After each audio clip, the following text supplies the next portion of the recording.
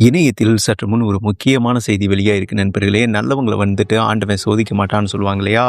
அதுவும் வந்துட்டு 2 குழந்தைக்கு தாய்ங்க. அவங்க வந்துட்டு ரொம்ப கஷ்டப்பட்டுக்கிட்டு இருக்காங்க சமீபத்தில். அ பட் அவங்க வந்துட்டு விஜய்க்கு இன்னொரு நடிகையோட தொடர்பு இருக்கு. அ எனக்கு வந்துட்டு நான் ஜீவானம்சம் தான் கேட்குறேன். கொடுக்க மறுக்கிறாரு அப்படின்னு டிவோர்ஸ் நோட்டீஸ்ல வந்துட்டு பதிவு பண்ணியிருந்தாங்க. இது விஜயோட அரசியல் வாழ்க்கைக்கே ஒரு மிகப்பெரிய பின்னடைவு என்று தாங்க சொல்லணும். ஆனா விஜய் என்ன சொல்றாருன்னா, திரிசா வந்துட்டு என்னோட தோழி தான். அது சங்கீதாவுக்கே தெரியும். என் மனைவி, நானு, திரிசா எல்லாருமே ஃபேமிலியோட வந்துட்டு ட்ரிப்லாம் போயிருக்கோம். திடீர்னு அவங்க இப்படி ஒரு அழுத்தம் கொடுக்கறது எனக்கு ஒரு மிகப்பெரிய ஆச்சரியத்தை ஏற்படுத்துகிறது. சேம் டைம் பார்த்தீங்கன்னா, பெரிய கட்சிகள் வந்துட்டு அவங்க பின்னாடி அழுத்தம் கொடுக்கிறதோ, அந்த மாதிரி விஜய் தரப்புல இருந்து ஒரு கொஸ்டின் எழுந்தது என்றே சொல்லலாங்க. ஆனால் இதற்கு ஒரு முற்றுப்புள்ளி வைக்கணும் இல்லையா? அவங்க லண்டன்ல இருந்து சென்னை வந்துட்டாங்க. எனக்கு லண்டன்ல தாங்க வீடு இருக்கு. சென்னையில வந்துட்டு வீடு கிடையாது. விஜய் வீட்டுக்குள்ள போக முடியல. அந்த மாதிரி ஒரு கருத்தை வந்துட்டு மென்ஷன் பண்ணியிருக்காங்க. அது யாரோட அழுத்தம்னு தெரியலங்க.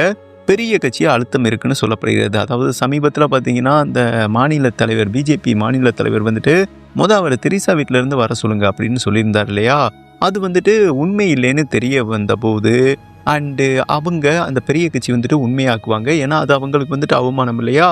மேலும் சில பல பெரிய கட்சிகள் வந்துட்டு சங்கீதா அவர்களுக்கு அழுத்தம் கொடுத்ததாகவும், மேலும் சங்கீதா தரப்புல இருந்து என்ன செய்தி வெளியாகி உள்ளது என்றால், விஜய் மேல கொள்ள பிரியம் சங்கீதா அவர்களுக்கு அவங்க 2 கோரிக்கை வச்சிருக்காங்க. நீங்க அரசியல் பண்ணக்கூடாது. அரசியல் பண்ணீங்கன்னா பணம் வந்துட்டு நீங்க சம்பாரிச்சதெல்லாம் போயிடும். இல்ல அரசியல் பண்ணுங்க, ஆனா சினிமா விட்டு விலகக்கூடாது. இந்த மாதிரி கண்டிஷன் போட்டிருக்காங்க. இது விஜய்க்கு பிடிக்கல. இங்க பாரு, சினிமாவையும் பார்த்துக்கிட்டு அரசியலையும் பார்த்துக்கிட்டு இருந்தேன்னா செட் ஆகாது. எதுலையா ஒன்று ஃபோக்கஸ் பண்ணாதான் ஜெயிக்க முடியும். இதுதான் என்னோட குணம்னு சங்கீதா கிட்ட வந்துட்டு சொல்லியிருக்காரு. ஆனால் சங்கீதா வந்துட்டு கேட்குற மாதிரி இல்லைங்க. சரி, அப்போ இவரோட பாதையை வந்துட்டு நம்ம விட்டுருவோம், தொந்தரவு பண்ண வேணாம். இனி நம்ம குழந்தை வாழ்க்கையை நம்ம பார்த்துக்கிருவோம், ஜீவானம்சம் மட்டும் கேட்டுருவோம். அந்த மாதிரி தான் இவங்க முன் வந்து அவசரப்பட்டு ஒரு முடிவை எடுத்தாங்கன்னு வைங்களேன். சங்கீதா அவர்கள் விவாகரத்து வாங்கன்னா வந்துட்டு சில பல பொய்கள் வந்துட்டு வக்கீல் மூலம் எழுத சொல்லுவாங்க. அப்போ தான் மிக விரைவாக வந்துட்டு விவாகரத்து கிடைக்குமாமா. அதனால கூட நல்ல நட்பை வந்துட்டு இவங்க வந்துட்டு உறவில் இருக்காங்கன்னு அதை மென்ஷன் பண்ணியிருக்கலாம். வக்கீல் தாங்க மென்ஷன் பண்ணுவாங்க. அப்போ தான் விவாகரத்து வந்துட்டு மிக விரைவாக கிடைக்கும். இதை நீங்கள் வந்துட்டு நோட் பண்ணிக்கிறணும்.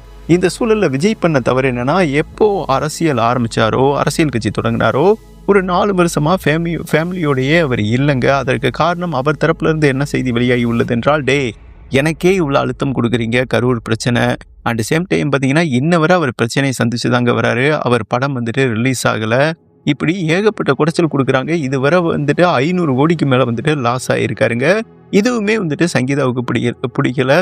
எதுக்குங்க? அதான் அரசியலை பற்றி உங்களுக்கு தெரியும்ல, மிகப்பெரிய நெருக்கடி கொடுப்பாங்க, விட்டுட்டு வெளியே வாங்க அப்படின்னு சொன்னோன்னு தான் விஜய்க்கு வந்துட்டு ரொம்ப டென்ஷன் ஆகிப்போச்சு. இது என்னோட இலக்கு, இதில் எப்படி நீ வந்துட்டு தலையிடலாம்? இப்படி தாங்க இவங்க 2 பேருக்கும் சண்டையாக இருக்குது. மேலும் எனக்கு ஜீவானம்சம் கொடுங்க 250 கோடி அப்படின்னு இவங்க கேட்டிருக்காங்க. ஆனால் உலகம் வந்துட்டு அவரை வேற மாதிரி சித்தரிக்கிறாங்க. அதுதான் மனசு கஷ்டமாக இருக்குது.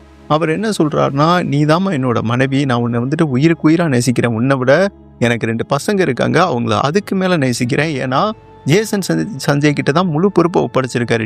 நான் சினிமா விட்டு வந்துட்டேன்டா. லைக்கா நிறுவனத்தில் வந்துட்டு தன்னோட பையனை ஒப்படைச்சிருக்காருங்க. ஒப்படைச்சு ஒரு படம் வந்துட்டு டைரக்ட் பண்ண ஆரம்பிச்சிட்டாரு. ஓகேவா? டைரக்ட் பண்ணி முடிச்சிட்டாரு. அடுத்து ஹீரோவாகவும் பலம் பெற போகிறாரு. ஓகேவா? இதுக்கெல்லாம் பின்புலமாக வந்துட்டு விஜய் தான் இருக்காரு.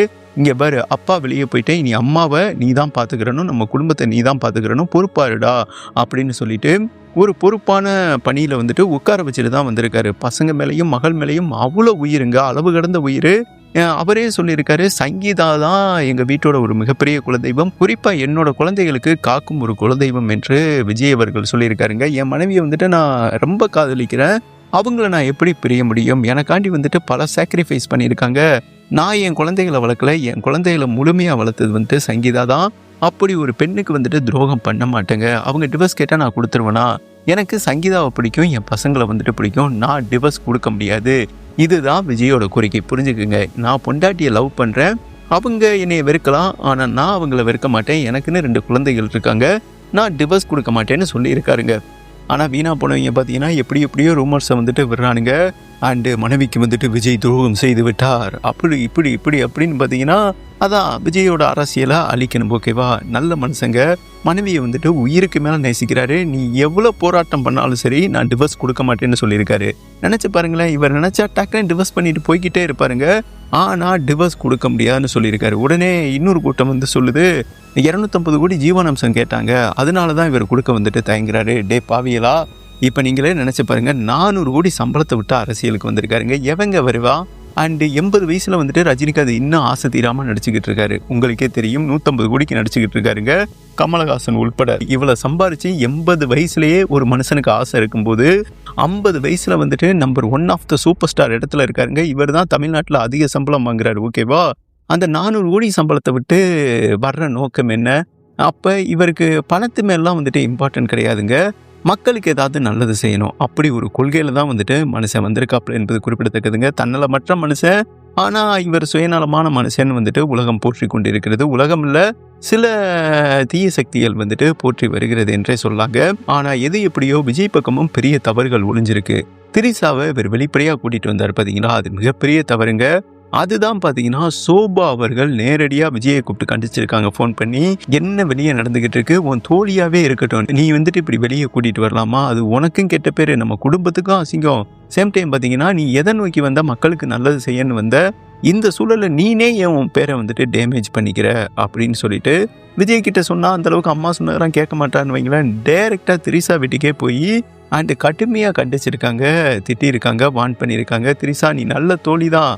நம்ம தமிழ் கல்ச்சரை பொறுத்தவரை ஆணும் சேர்ந்தா அது ஃப்ரெண்ட்ஷிப்பு, ஆணும் பெண்ணும் ஒன்றா சேர்ந்து வெளியே வந்தால் அதை தவறாதாம சொல்லுவாங்க. சினிமாவில் வேணால் இது சகஜமாக இருக்கலாம், ஆனால் யதார்த்தமான வாழ்க்கைக்கும் தமிழ் கல்ச்சருக்கும் இது செட் ஆகாது. நீ இனிமே விஜயோட வந்துட்டு வெளியே வராத, அவரோட இருக்கிற கொஞ்சம் தொடர்பை கட் பண்ணு, இந்த அரசியல் முடிகிற வர. அதுக்கப்புறம் இந்த பிரச்சனையெல்லாம் சுமூகமாக முடிஞ்ச பிறகு நம்ம பேசிக்கலாமா?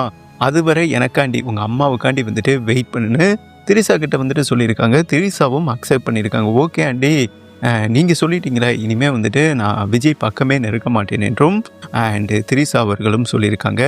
இந்த சூழலில் பார்த்தீங்கன்னா, அதாவது சோபா அவர்கள் என்ன சொல்லியிருக்காங்கன்னா, விஜய்க்கு ஒரு அம்மாவாக அட்வைஸ் கொடுத்துருக்காங்க.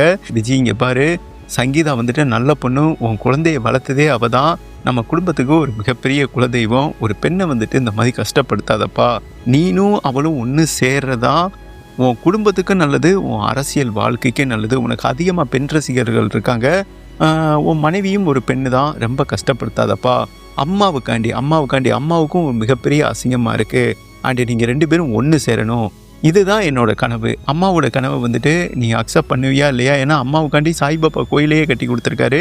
எனக்கு கோயில் கூட முக்கியம் இல்லை, நீ வந்துட்டு உன் மனைவியோட சந்தோஷமாக வாழணும், அதுதான் முக்கியம். உனக்குன்னு 2 பசங்க இருக்காங்க, அவங்கள பார்க்கணும்லப்பா. ஃபஸ்ட்டு குடும்பம் தான், அதுக்கப்புறம் தான் அரசியல் அப்படின்னு சொல்லும்போது விஜய் வந்துட்டு கண் கலங்கிட்டாராமா. சங்கீதாவிடம் சமரச பேச்சுவார்த்தையில் ஈடுபட்டிருக்கார் என்றும் இணையத்தில் செய்தி வெளியாகி உள்ளதுங்க. மிக விரைவாக இவங்க இருவரும் இணைவார்கள் என்றும் இணையத்தில் ஒரு முக்கியமான செய்தி வெளியாகி உள்ளது என்பது குறிப்பிடத்தக்கது.